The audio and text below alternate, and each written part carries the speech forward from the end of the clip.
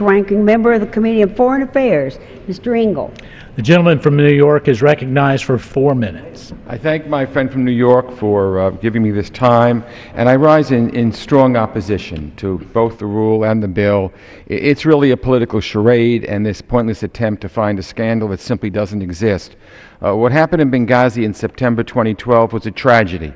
The loss of those 4 Americans broke our hearts, and it reminded us that diplomacy can be dangerous work and that we need to do all we can to protect those who represent our country around the world. But what have we seen from certain members of the majority since that day? Partisan games. And this select committee would be nothing more than the next chapter in this political farce, just in time for the midterm elections and with 2016 peeking over the horizon. Well, what is it exactly that my colleagues are after?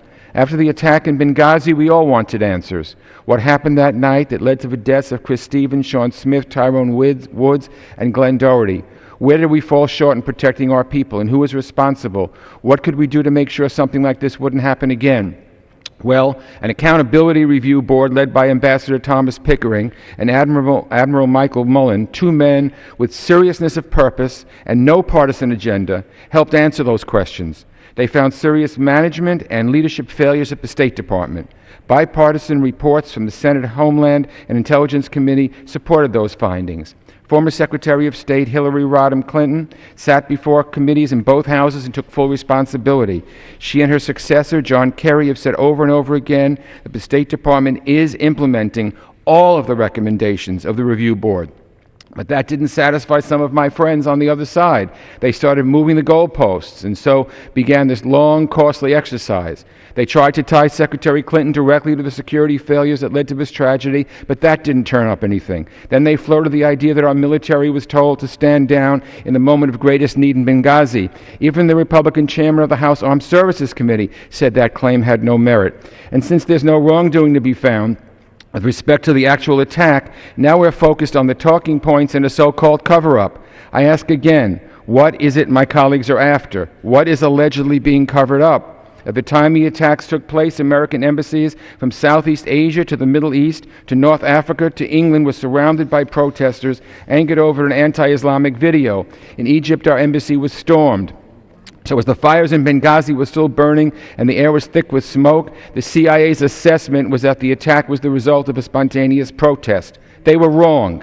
And in the days that followed, they corrected that mistake, confirming that the attack was a deliberate and organized terrorist attack carried out by extremists. But in the days after the attack, these protests in the region were still raging. Some of them were violent. In Yemen, additional Marines were deployed to protect our personnel. The latest conspiracy theory centers on an email sent at the time. In context, it's clear that Ben Rhodes, the Deputy National Security Advisor, was concerned about protecting Americans amid a volatile climate around our diplomatic facilities all over the world.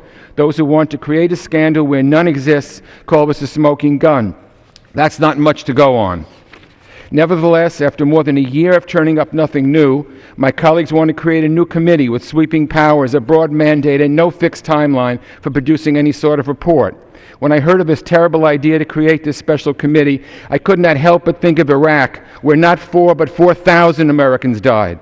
But my Republican colleagues conducted virtually no investigations into that tragedy based on a lie.